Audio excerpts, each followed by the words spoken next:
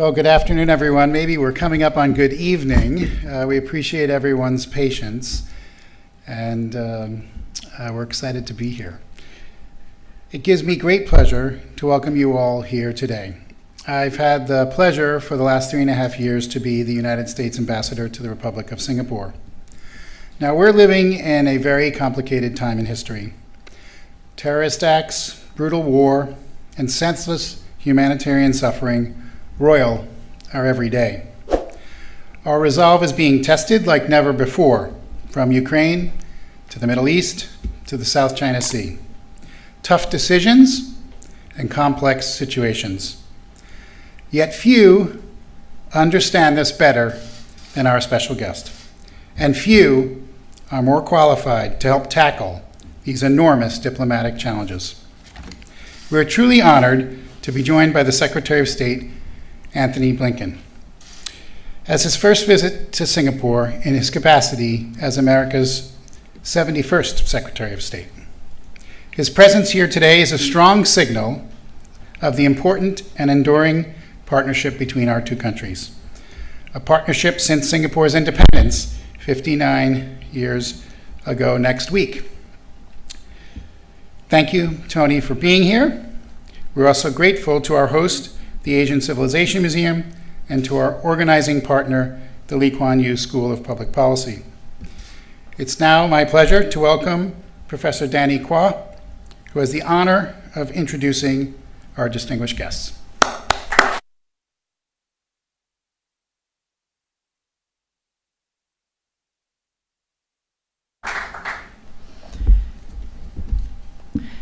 Ambassadors, Excellencies, distinguished guests, colleagues, and friends, good evening. My name is Danny Qua, and I'm Lee Ka-shing Professor in Economics and Dean at the Lee Kuan Yew School of Public Policy. It's my great pleasure this afternoon to welcome you all to this event, jointly organized by the U.S. Embassy here in Singapore and the Lee Kuan Yew School of Public Policy at the National University of Singapore. We are delighted and honored that in a few minutes we will be getting to hear Secretary Blinken in conversation with Ambassador Chan Heng Chee. To begin the proceedings, I will invite Ambassador Chan up on stage to introduce and then in a minute welcome Secretary Blinken. Ambassador Chan is of course well known to all of us here. She served as Singapore's ambassador to the United States for 16 years, from 1996 on. Ambassador Chan is Ambassador at Large at Singapore's Ministry of Foreign Affairs and Professor at the Lee Kuan Yew Center for Innovative Cities at the Singapore University of Technology and Design. Please join me in welcoming Ambassador Chan to the stage.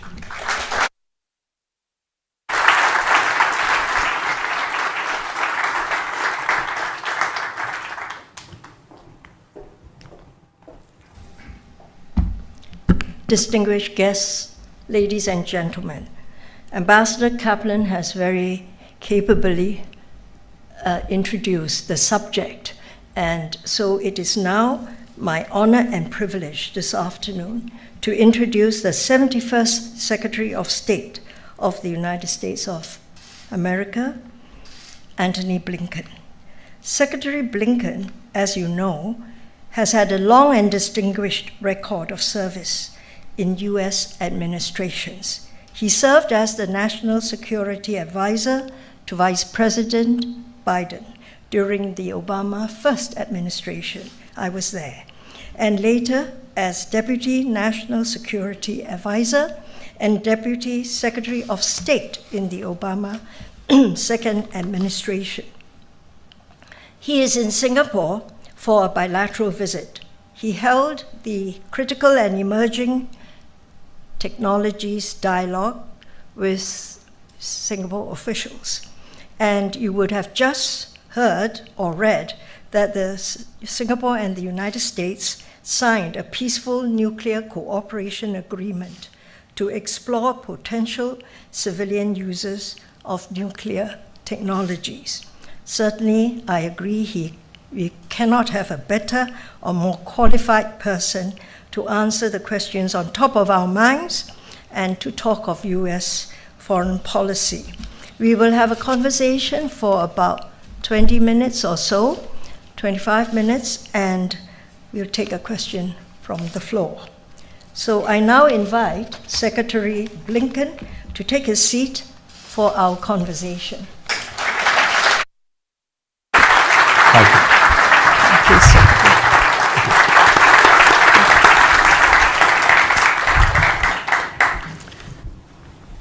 Secretary Blinken, you have just visited Laos to attend the ASEAN ministerial meetings. That's great. You know, in recent times, the Biden administration seems to have worked a lot on creating minilaterals to meet your security objectives. Quad, AUKUS, then you've expanded and deepened, renewed your relationship, the security relationship with Japan and Korea. And that is the Australia, Japan, Philippines, and US grouping, which was formed for maritime cooperative activity. What is the place of multilaterals in US strategic thinking? Well, first, it's wonderful to be with you, to see you again here. It's wonderful for me to be back in Singapore. I was reflecting and thinking about it, and the first time I was here was actually 44 years ago, as a very young man, of course. And I've had opportunities, of course, to be back since, but this is my first visit in this job, and I'm gratified to be here because of the strength of our partnership and the value that we attach to it. And I want to come to your question because I think it's right at the heart of everything we're doing. When President Biden took office, the first thing that he instructed me to do, and all of us to do, was to renew, reinvigorate, and in some cases reimagine our alliances and partnerships, and that has been a critical part of our efforts from day one, including here in the Asia-Pacific, the Indo-Pacific, and you mentioned some of them. And what we've tried to do is not only to reinvigorate existing alliances and partnerships, but also to create new arrangements of countries that are really fit for purpose, that are focused on particular issues.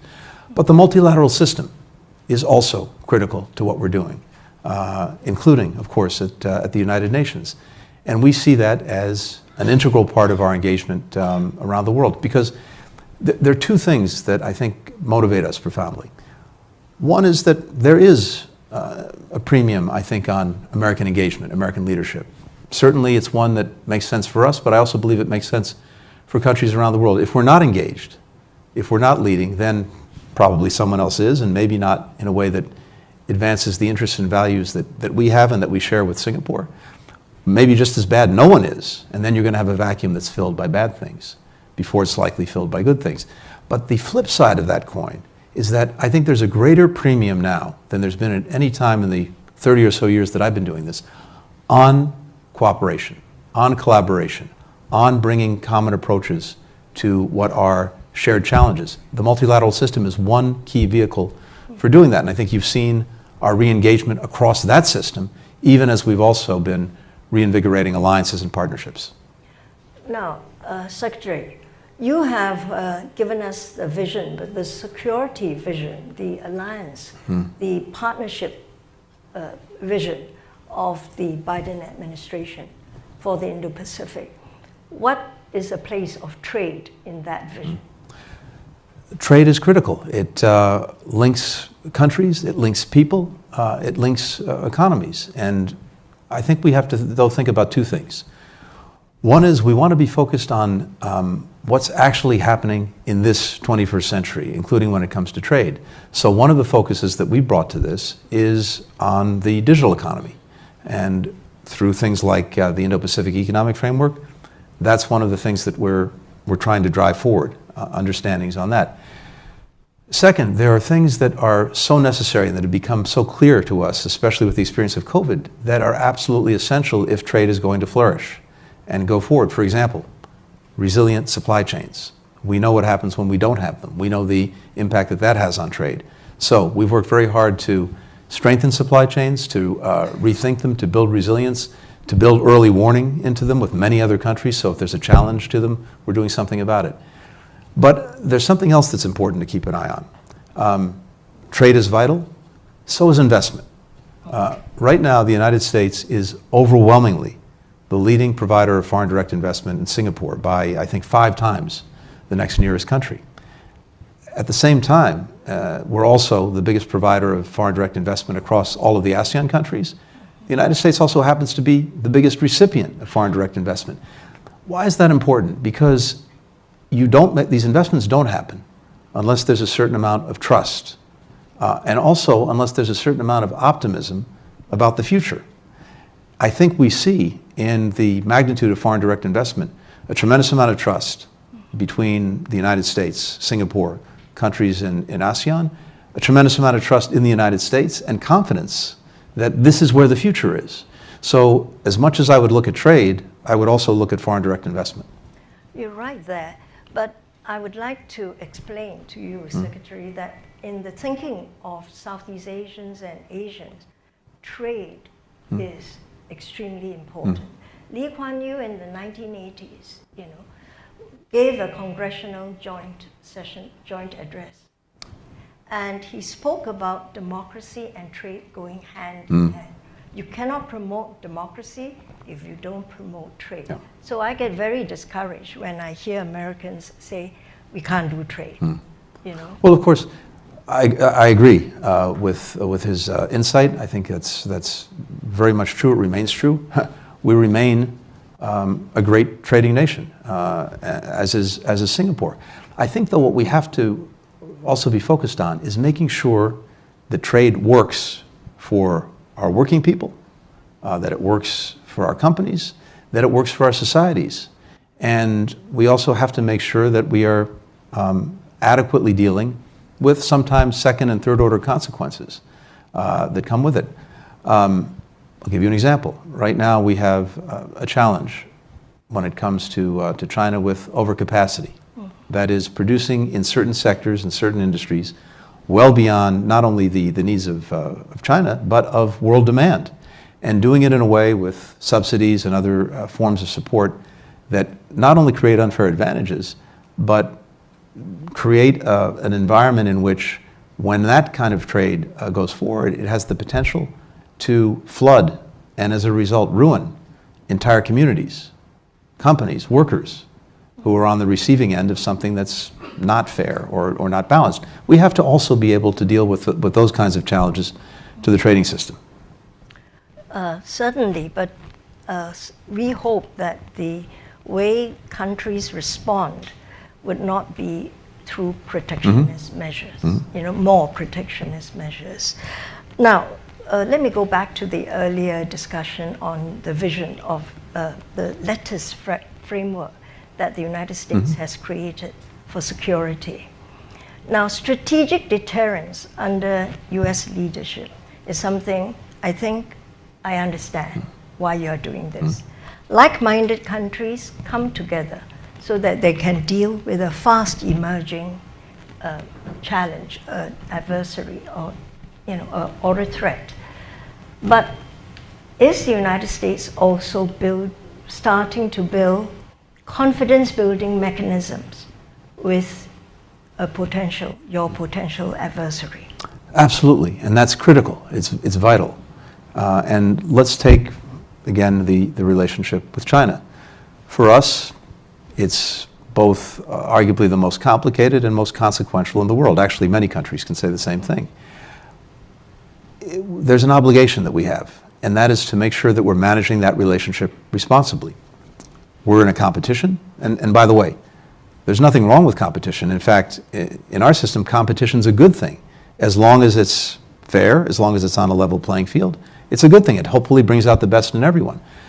We want to make sure that that competition doesn't veer into conflict, which is profoundly not in our interest or anyone else's, nor in China's. And that starts with communicating. It starts with being able to speak clearly, directly, and frequently to each other. Just since last June, I think I've seen my Chinese counterpart, Wang Yi, the foreign minister, 6 times. I was just with him in Laos at the ASEAN meetings. We speak on the phone. Many others in our government are engaged with their counterparts in China, and that's hugely important, precisely for that reason. Second, there are aspects of this that are especially important. For example, we resume military-to-military contacts at all levels. That's so vital to making sure there are not misunderstandings that, again, could lead inadvertently to conflict. And we're also looking to find areas where we can cooperate, when it's in the interests of our people, when it's in the interest of China, when it's in the interest of so many others. We've been doing that as well. For example, we have a plague in the United States of synthetic opioids, fentanyl. The #1 killer of Americans between the ages of 18 and 45 is fentanyl. It's not heart attacks, it's not car accidents, it's not cancer, it's not guns, it's fentanyl. And it's a global issue, and we have to deal with, for example, the question of the ingredients that go into making it, the chemical precursors that are often manufactured in China, may come to Mexico, get synthesized into fentanyl. Well, President Biden and President Xi reached an important agreement when they met in San Francisco at the end of last year about working together on this, and China taking important steps, some of which is taken to try to curb the flow of these ingredients, these precursors. So we very much believe in the importance of engagement. And finally, on the many places where we, yes, have real differences, it's important to talk about them. Make sure at least we understand each other, that we know where each other is coming from, even if we disagree. You know, Secretary, I'm glad you said that. There was a collective sigh of relief in the region when the Biden-Xi summit took place in San Francisco. And my American friends tell me that stability has been reached. I think the Chinese side also says, you know, this is good, we've reached stability. But sometimes I wonder whether you are each saying it to convince yourselves. But yes, and I think that's a good way to go forward, and I like what you say about competition without conflict. But many of us believe it is still a very fragile stability. Yeah. So let me go further on this, because in ASEAN, many of the countries here have done well. You know, we are one of the fastest growing regions in the world, as seen by That's IMF right. and World Bank. ASEAN countries are building a huge middle class. You have it in Indonesia, Philippines, Malaysia, Thailand, Vietnam, and of course, Singapore. But this middle class is built on globalization. And also because we are part of a production process, you know, producing goods to be sent to the United States and other markets, mainly electronic goods. So we are very worried about the small yard, high fence policy, because we see it becoming a bigger yard and higher fences. Where will it stop? It's very important to understand what this is and what this isn't, because we want to make sure that even as we're taking what we believe are necessary measures to protect our security, we're not doing it in a way that undermines, inhibits trade that, as we were just discussing a few minutes ago, is so vital, investment and progress and opportunity for people around the world.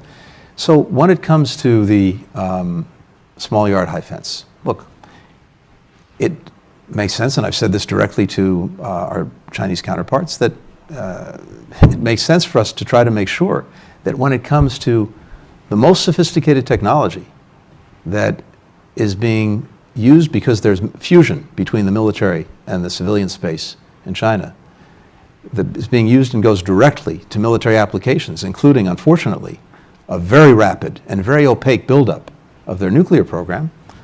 How is it in our interest to provide that? No country would do that. At the same time, we really are focused on making sure that this is a small yard and a high fence. And that means being very attentive to what's controlled and what isn't. It means listening to the private sector. It means listening to other countries and working with them. And I'll give you, another example. We have controls, listings of one kind or another against about 1,300 companies in China. There are 43 million registered companies in China. It's an infinitesimally small number with regard to the Chinese economy. But we have a responsibility to protect our security, and Other countries feel the same way.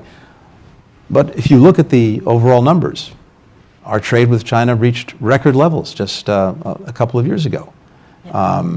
Investment's been down, but there are a lot of reasons for that that have nothing to do with any controls that we impose.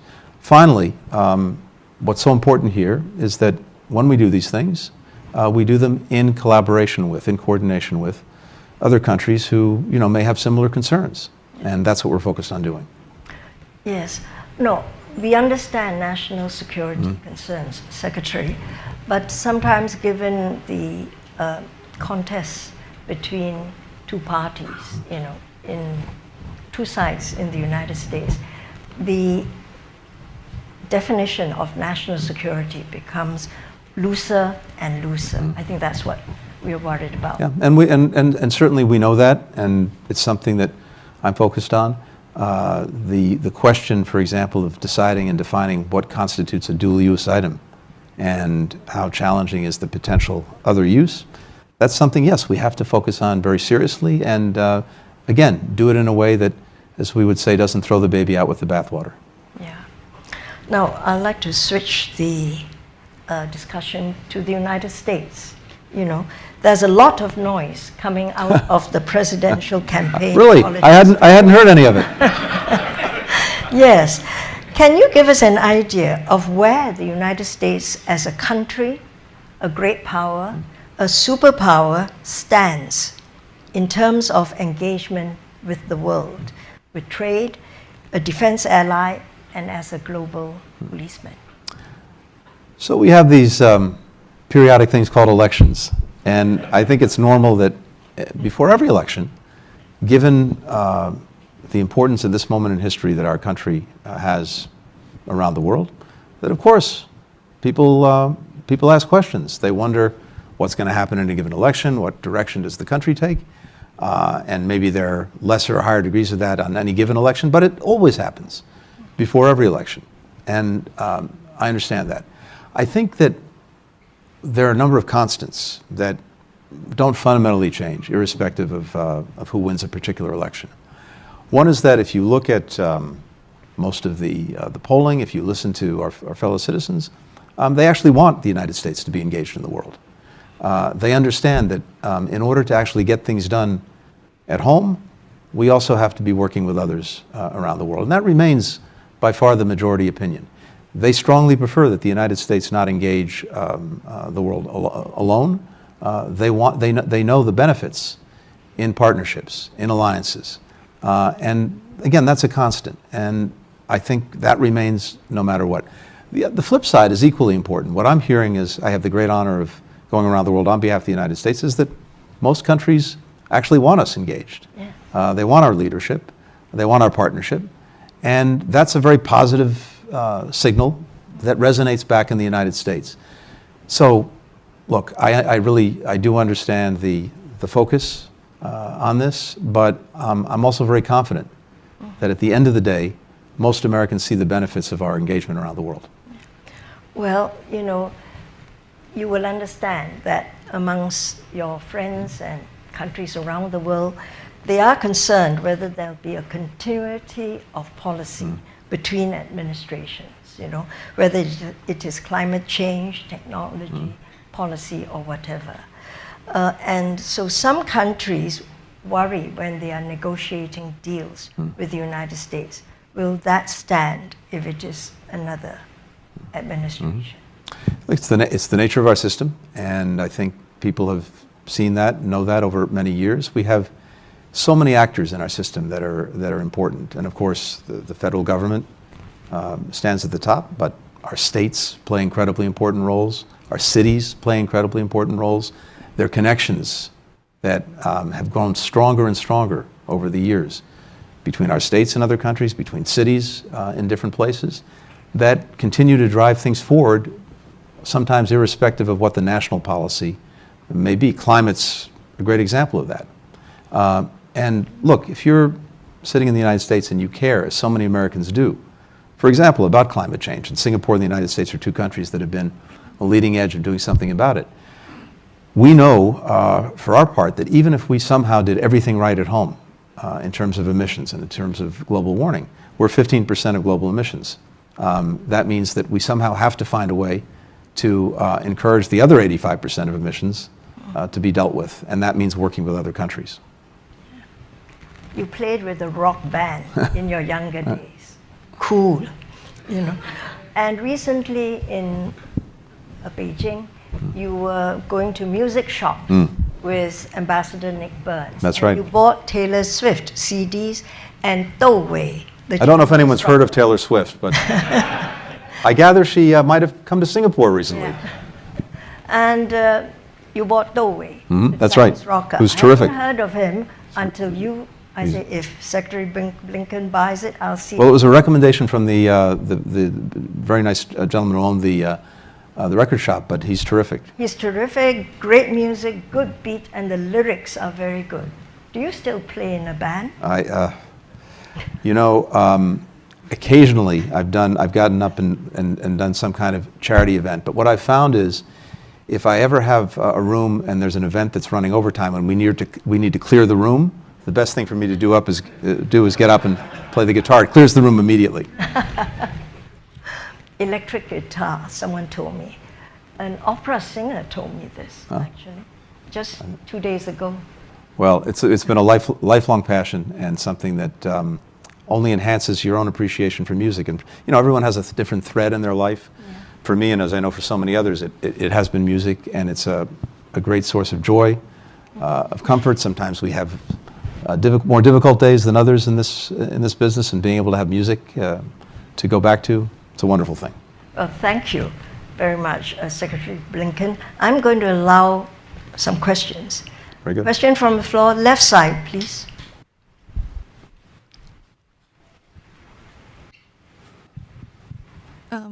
Good evening, everyone. I'm Yvonne, and I'm a student at Lee Kuan Yew School of Public Policy, and I'm doing a master's in public policy.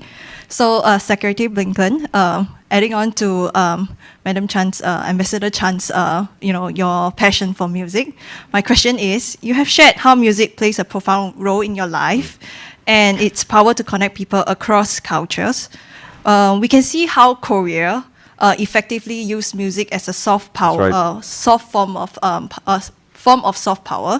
So how do you see your personal passion for music influencing your approach to diplomacy and international relations, especially in fostering cross-cultural understanding and cooperation? Play us a piece now. Well, you're right. It's a great connector. I think in general, the arts, culture, one of the greatest connectors we have, and music. I've seen it do this powerfully because it transcends borders, it transcends language, it transcends difference in politics, and especially at a time when the world is so charged in so many ways, having those connectors I think is more important than ever. And I've really seen it break down barriers in ways that have a profound impact. I see it in my own engagements with some of my counterparts. Sometimes one of the things that connects us is music. But you mentioned as well the soft power aspect of this, and K-pop is a great example of that. In fact, I guess this was a couple of years ago. I was on one of our late night television shows, something I hadn't really done before. Shows like used to be David Letterman, The Tonight Show, all of these shows, and I was on one of the programs. And as we arrived at the studio, there was a huge crowd outside. And I thought, it's nice, this crowd. And then I realized they had no interest in me. There was a Korean K-pop band that was also on the show that night. It's a good reminder of things. But we have programs at the State Department that I think are among the best things we do. We have an entire department focused on educational and cultural affairs. And they're the ones who do the exchange programs, like all of the fellowships that many people have benefited from. But they also do exchanges with artists, with musicians, with actors, with painters. And I've seen this have as much and maybe even sometimes a greater impact than some of the things we do on a policy level. So I'm a great believer in it, and I think it's profoundly to our benefit. Thank you. Secretary, can we have one more question? Of course. Pleasure. From the right side, yes, the hand up. Thank you, Ambassador. Nicholas, I am Director for Security and Global Affairs at the Singapore Institute of International Affairs, a think tank here. We talked a little bit about continuity of political leadership in the US. I want to ask you to crystal ball gaze into the potential outcome in November, but we've also talked about the two major conflicts that are going on in Europe and the Middle East. What do you think will be the likely progression of those conflicts and the US impact in those conflicts as a result of the elections, whichever way it might go? Thank you. Well, look, one of the benefits of my job is that I don't do politics. I just focus on policy and try my best to help develop and then advance the best policies we can to deal with the many challenges that we're facing. And certainly predicting an election in our country is something I wouldn't hazard to do. Our elections have been very, very close, and I expect this next election is likely to be the same, just looking at it as an American citizen. But what I'm focused on, and what President Biden's focused on, really are the next 6 months between now and when the next president takes office, in making sure that we're doing everything we can on all of these fronts to try to advance peace, to try to advance security, to try to advance not only our own interests, but the interests of so many of our friends and partners. I'll say very briefly, when it comes to the ongoing aggression by Russia against Ukraine, our support for Ukraine remains resolute. You've seen that in the very strong, albeit delayed, bipartisan support for the supplemental budget that we put forward for Ukraine. We see it in everything that came out of the recent NATO summit. We see it in the agreements that now more than 20 countries have signed to support Ukraine over the long term in making sure that it has a strong defense and deterrent capability. And ultimately, whatever happens over the next 6 months, I believe strongly that Ukraine will be a successful country, and the successes I would measure by looking at, is it standing strongly on its own feet, militarily, economically, democratically? Is it integrated with the institutions that it wants to be integrated with? And I believe it's on a trajectory to do just that. The support of so many countries around the world is vital. When it comes to the Middle East, we're working virtually every minute of the day to try to bring this to a better place, and in particular, to get a ceasefire in Gaza, to get hostages coming home, to try to put Gaza and more broadly the other areas of potential conflict in the region on a better track. And from my perspective, it's imperative that we get that done, and we're working at it. And we're doing that, again, irrespective of an election in our country. We're doing that because that's our responsibility in this moment, and as long as we have that responsibility, we'll continue to do our best to get to the right place. Thank you. We have 1 more minute left. Short question, yes, in the center. Do you have a loud voice? Please speak up. Good. Thank you, Senator. Thank you, Secretary Blinken. So my name is Scott. I'm also a student from U.S School of Public Policy, and I'm Just online audio. Yes, so my name is Scott. I'm a Lee Kuan Yew School of Public Policy, Masters of Public Policy candidate. And my question to you is somewhat related with your previous answer. I know that this session is talking about the Indo-Pacific strategy, but of course today we've heard some scary kind of breaking news about the senior Hamas official being killed in Iran. And so I just wanted to get your sense, because I believe this would be the first time that I get to hear about what your perspective is and how this changes the negotiations, because he was at the forefront of Hamas negotiations. So thank you.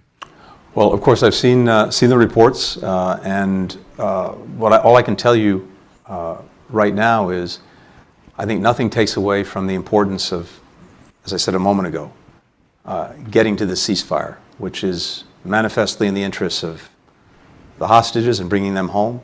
It's manifestly in the interests of Palestinians who are suffering terribly every single day, children, women, men, in Gaza who've been caught in this crossfire of Hamas's making.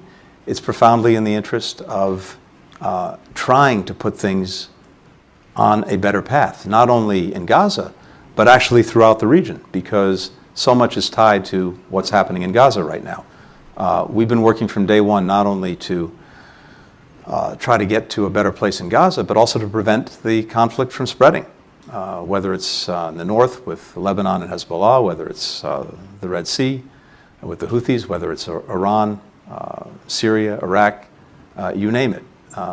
And a big key to trying to make sure that that doesn't happen and that we can move to a better place is getting the ceasefire. I'm not going to speculate on what impact any one event might have on that. I've learned over many years never to really speculate about that because we simply don't know. What I do know is the enduring imperative of getting the ceasefire, and what I do know is we'll continue to work at that every day. Thank you. Sorry, ladies and gentlemen, I'm afraid I will have to bring this discussion to a close. I've been told, absolutely, you know. So let us show our appreciation to Secretary Blinken. Thank you. Thank you.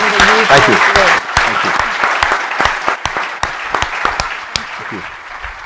Thank you so much. Great to be with you. Thank you. Thanks, everyone.